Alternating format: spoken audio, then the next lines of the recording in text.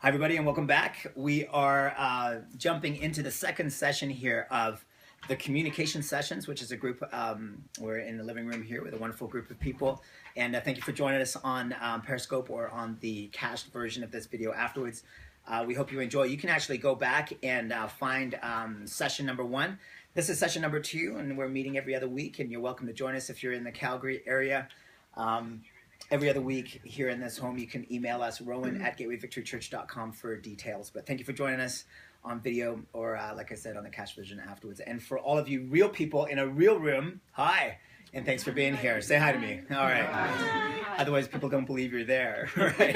So let's communicate here. So this is session number 2, and we've titled the whole thing Depths, and we're going to plunge into the depths of what makes great communication, what makes communication great. And this information is applicable across the board, you know, like in work settings with boss or coworkers, that kind of thing, in friendships, in any kind of relationships, in marriages, in dating. This information is applicable across the board in any relationship of substance where you want to further communication. And so real quick review here before we get into some new material. Last session, here's what we talked about. This might whet your appetite to go back and to check that first session out.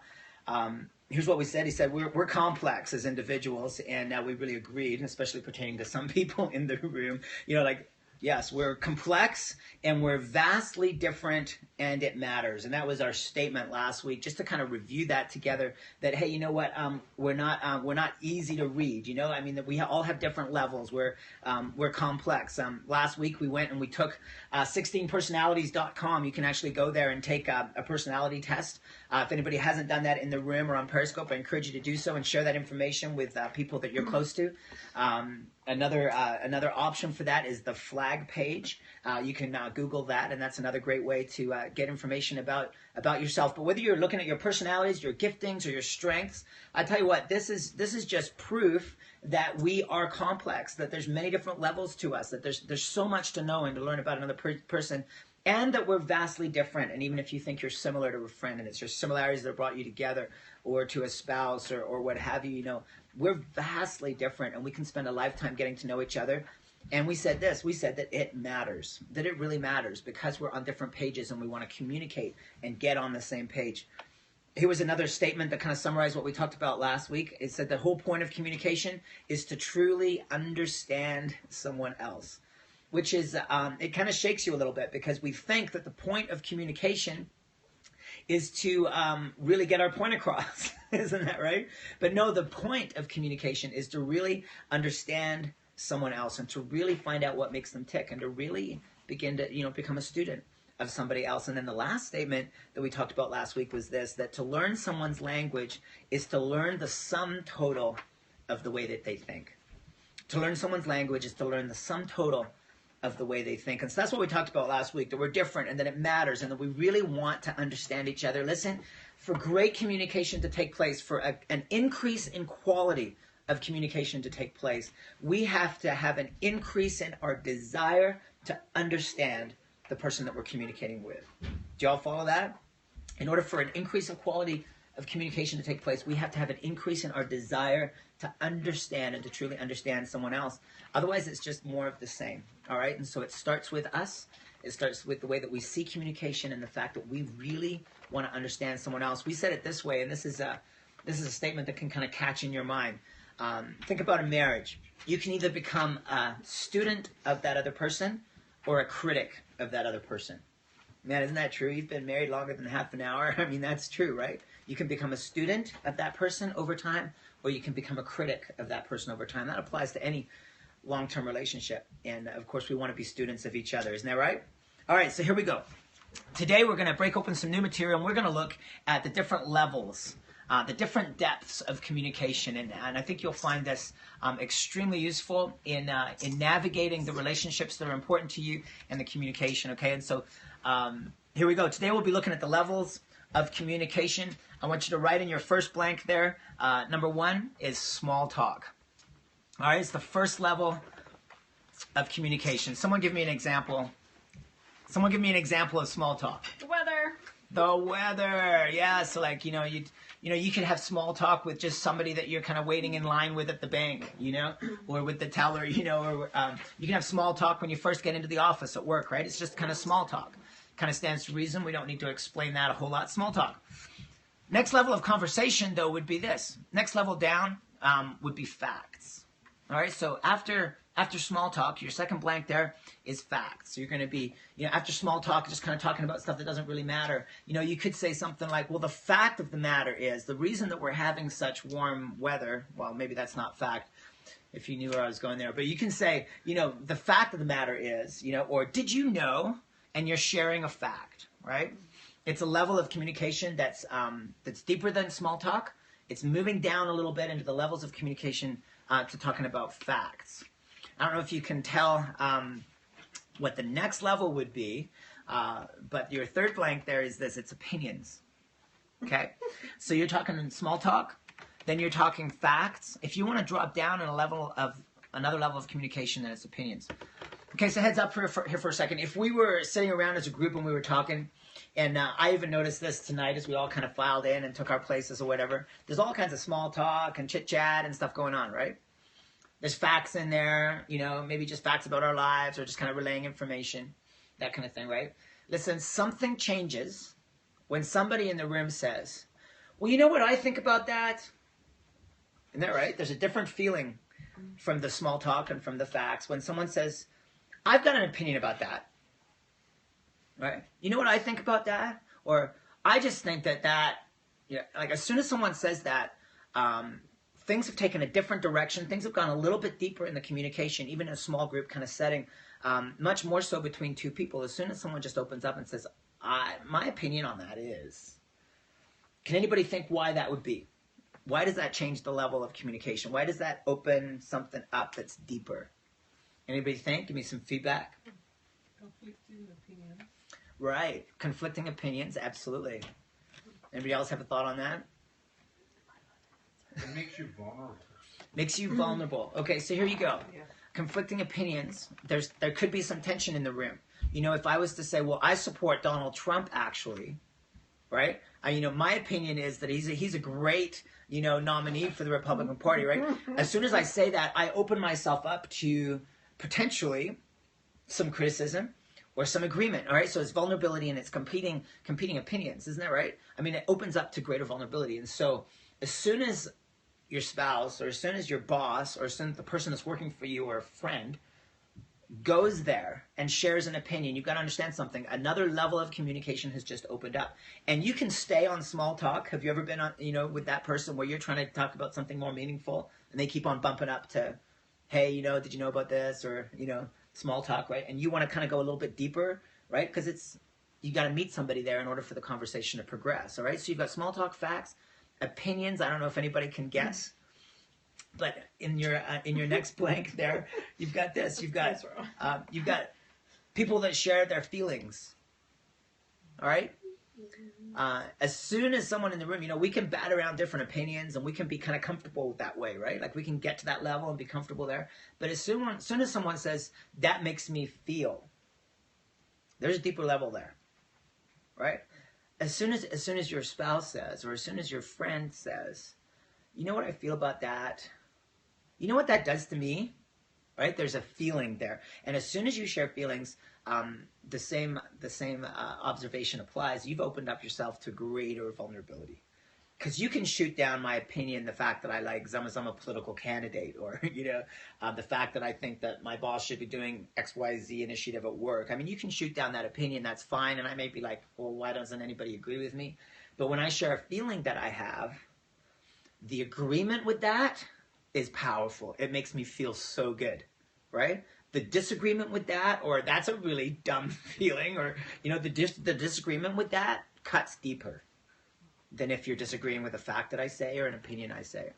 You all following me? So we've got these levels of communication that are going down, down, down, down, down. Oftentimes, in relationships, we can find ourselves this way, whether it's a boy-girl relationship or whether it's, just one person in a relationship is more emotive or in a more emotive place than the other. We can find that someone's trying to say something from an emotional point of view and the other person is just talking facts. just talking opinions, right? You ever find that? It's kind of true, isn't it? You find yourself on different levels of communication, and communication stalls there. In fact, the only way to further communication is to go down into the deeper levels of communication. Otherwise, you'll just find that you just talked about nothing that whole time. You just talked about opinion, you just debated the whole time, right? It's got to go down. You got to go down to the levels of communication. Here's your last level of communication. I want to submit to you that the place that we all want to be, the place that is worth navigating down through all the levels of conversation, the place that we want to be in our communication whenever we can with people that we love, people that mean the most to us. It's number 5.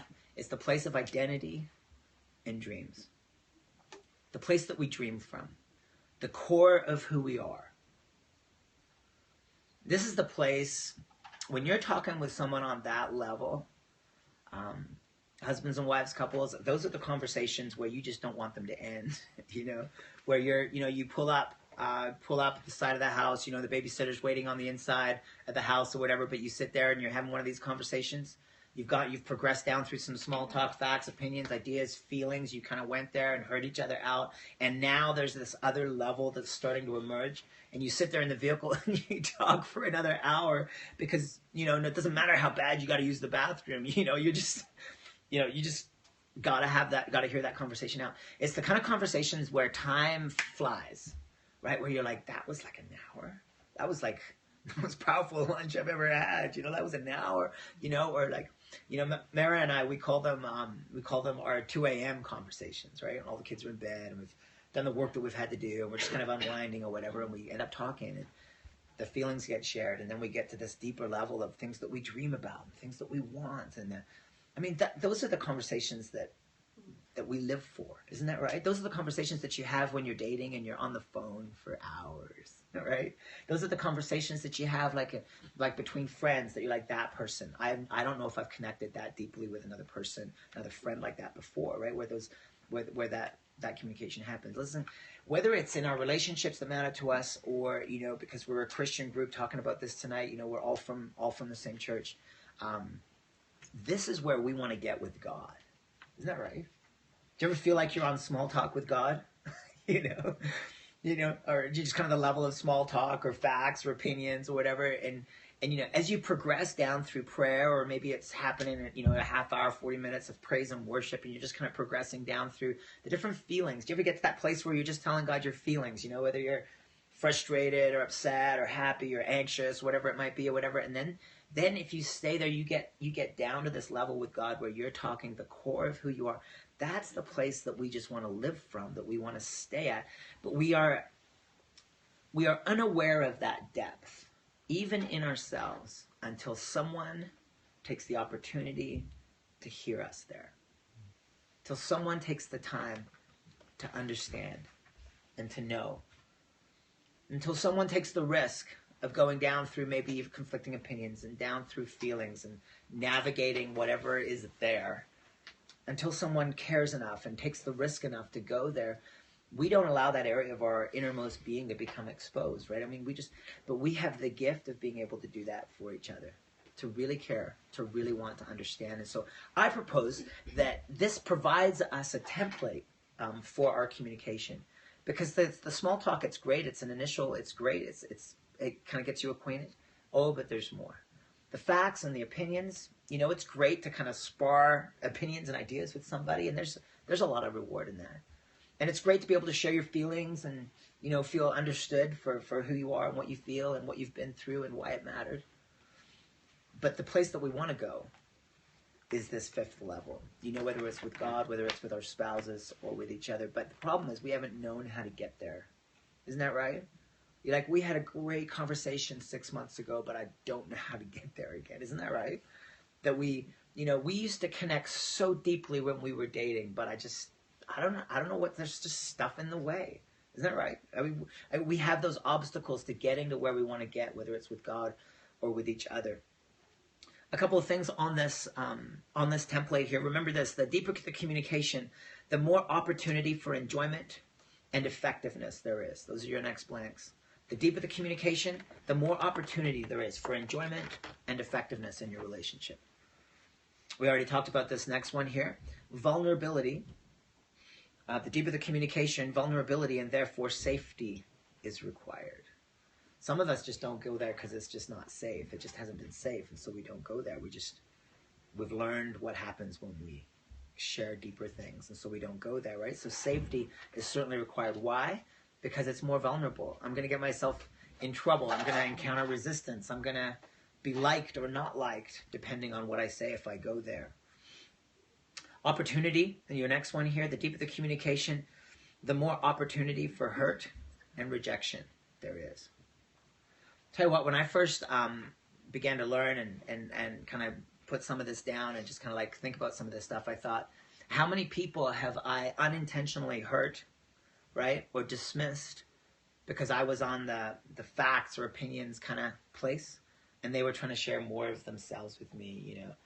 How many times, you know, even in my marriage, have I just kind of bulldozed like a bull in a china shop, you know, through something that could have been so precious, but yet I didn't see it. I didn't know where that was going, you know. How many times have we dismissed the emotions of another because we just didn't want to go there? We just didn't have time. We just didn't see it as effective. It just wasn't rational, and, you know. And so the more deeper you go, the more potential there is for rejection and for hurt.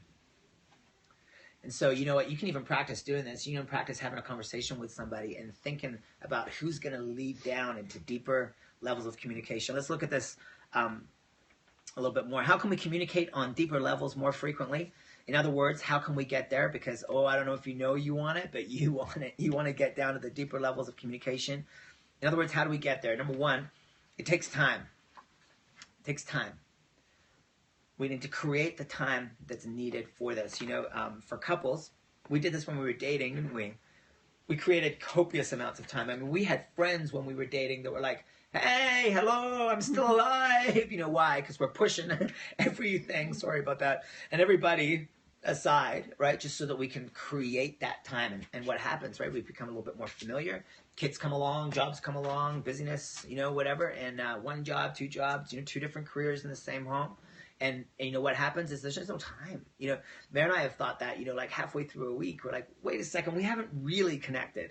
I mean, you know, we've talked about who's picking up the dry cleaning and who's going to change that diaper. It's always her. And who's going to do these other things. You know, we've talked about those, you know, but in terms of like connection, like how are you, like really, and how's it going? You know, we'll be halfway through a week, we'll be like, whoa, wait.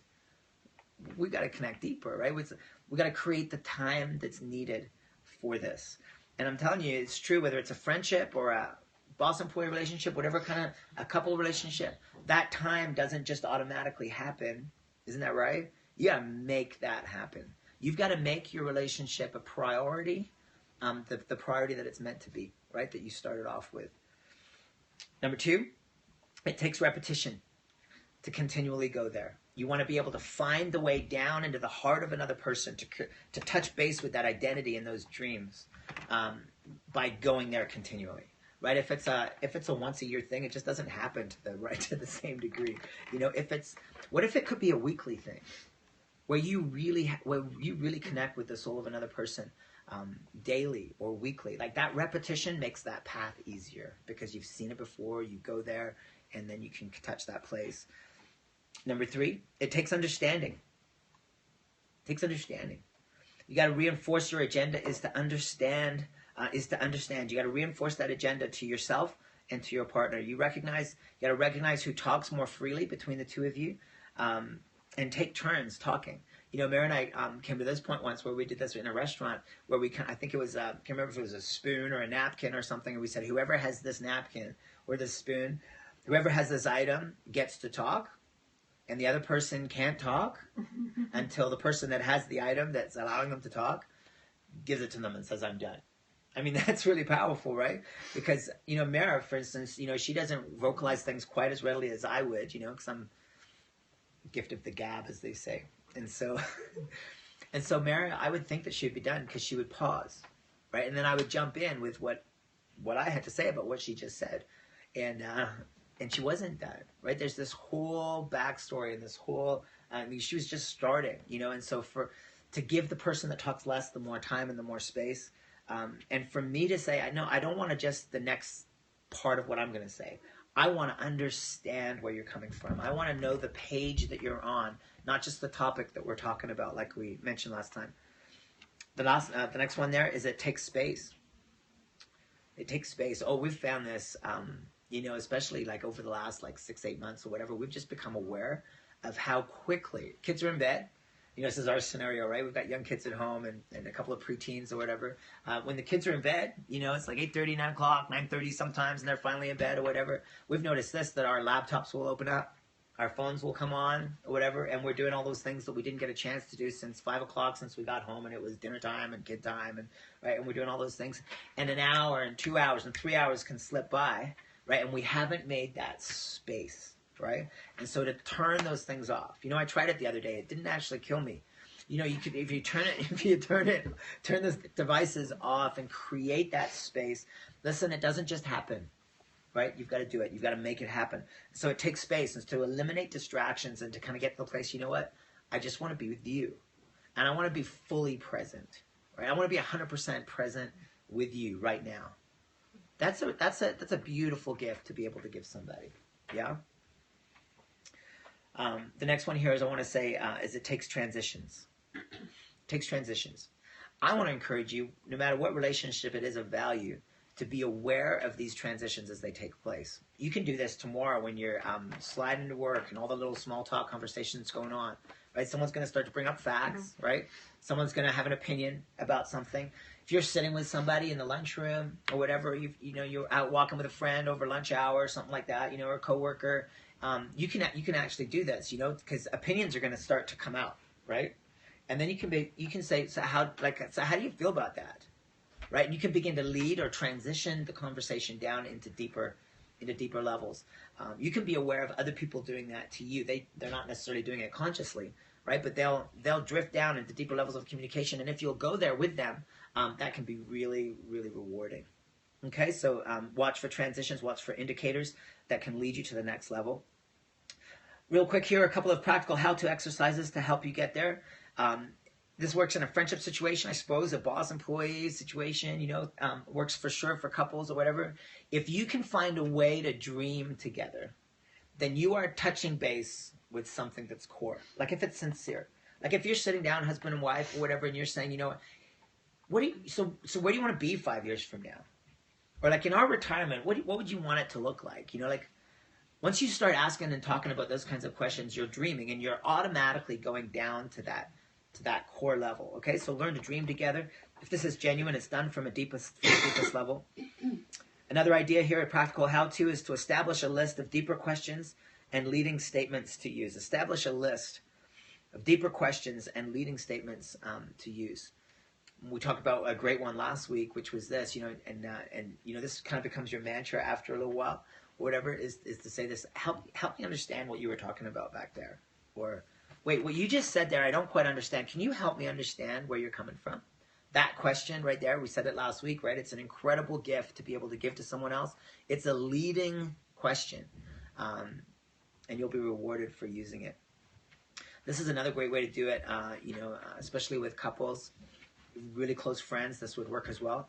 Journal privately, so it's between you and the page, or you and the page and God, and you're writing about things that you would like in your life, or struggles that you're going through right now, or things that you really hope will change, and you journal privately, and then have this date set up or this time arranged where you're going to sit down with your journals and begin to share some key themes, right? And share it with the other person. Why? It's accessing that part of you that's deeper, right? That's way down on the inside. And so we're talking about depths. We're talking about depths of communication. We're talking about that fifth level of communication where you're sharing yourself with somebody, you're being understood by somebody, you're understanding somebody else. That is the gold in relationships. That's what we're all in it for. Isn't that right? It's not the small talk, right? It's to be understood by somebody else. That's the gift that we want to give our friends and our spouses and people in close relationship with. And so these are the ways to get down there. This is a great way to understand it. In our part 2 here of session 2, we're going to look at some other ways to apply this 5 levels of communication. But that would be it for now. You can give me an applause now for the camera. Here we go.